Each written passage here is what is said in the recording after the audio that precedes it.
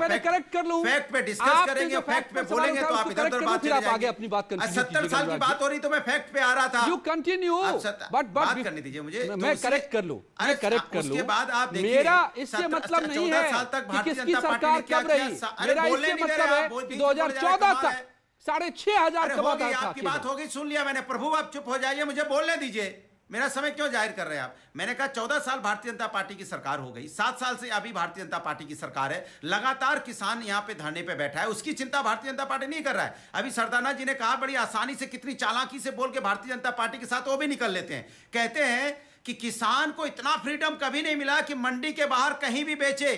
सरदाना जी, हाथ जोड़ के आपसे निवेदन है, किसानों के साथ, हिंदुस्तान के साथ खड़े होइए। एक लाइन आप भूल जाते हैं बोलना कि एमएसपी उसको भी सुनिश्चित कीजिए जो मंडी के बाहर बेचेगा। इतनी तो बात है। हम किसान कहीं भी बेचे, अच्छी बात है, बेचना भी चाहिए कहीं, तो एमएसपी भी सुनिश्चित कर दीजिए ना। सुनिश्चित क्यों नहीं कर रहे हैं आप? अरे सुनिश्चित अनिश्चित कर दीजिए ना। सरकार की जिम्मेदारी होती है कि जब एमएसपी सुनिश्चित मंडी में है तो एमएसपी सुनिश्चित धन्ना सेट जो बाहर प्राइवेट पार्टी खरीदेगी उसमें भी एमएसपी सुनिश्चित कर दीजिए। फिर आप किसान कहीं बेचे, कोई दिक्कत नहीं है। आप एमएसपी क्यों नहीं सुनिश्चित करना चाहते हैं? तो आप भारतीय जनता पार्टी के साथ क्यों खड़े हैं, किसान के साथ क्यों नहीं है? सुनिश्चित कर दीजिए, क्या दिक्कत है? क्या दिक्कत है? आप मुझे बोलने तो दीजिए। उसके बाद अनुराग जी, आप ही के सवाल का जवाब दे रहे हैं, बोले नहीं दे रहे हैं विजय सरदाना, प्लीज सुन लीजिए, मुझे बोलने दीजिए ना। आप मेरे को बताइए, उसके बाद जवाब ले लो, किसान यहाँ धरने पे बैठा जवाब ले लो, जवाब ले लो। विजय जी का जवाब फिर आप बोलिएगा। जवाब देना। अरे प्रभु मैं बोल दूं फिर जवाब दे देना। ये क्या बात हुई यार? मैं डिबेट चला जाऊं क्या छोड़ के? यार कमाल बात कर रहे हैं आप। ये क्या बात हुई? आप सवाल पूछेंगे तो जवाब नहीं लेंगे क्या? आपको बीजेपी का झंडा उठाना, झंडा उठा लीजिए। डिबेट में तो कम से कम बोलने दीजिए। मेरे को किसी का झंडा नहीं उठाना है। फिर आप बोलिएगा।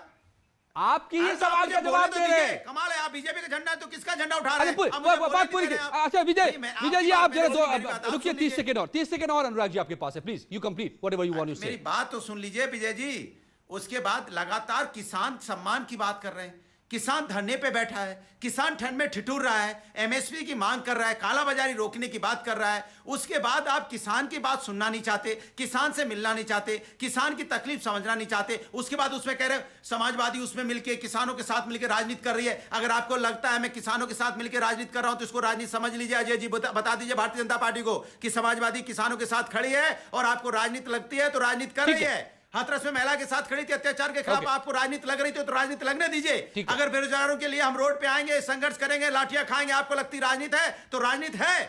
किसान यहाँ पे ठंड में ठिठुर रहा है, उसमें एमएसपी की डिमांड कर रहा है, अपना काला कानून वापस करने की मांग कर रहा है। हम समाजवादी पार्टी बिचौलियों के साथ खड़ी है। अन्न देवता है, रीढ़ की हड्डी है, हमारा मान स्वाभिमान बीजेपी हरीश श्रीवास्तव अत्याचार हो रहा है। जवाब सरकार उसका Vijay ji, I come to you again sir. जो सवाल उठा रहे हैं उनका सवाल मैं नोट कर रहा हूं। अनुराग भदौरिया की तकलीफ ये है कि भारतीय जनता पार्टी बोलते रहेंगे क्या सरकार बिचौलियों को किसानों के बीच से हटाना चाहती है।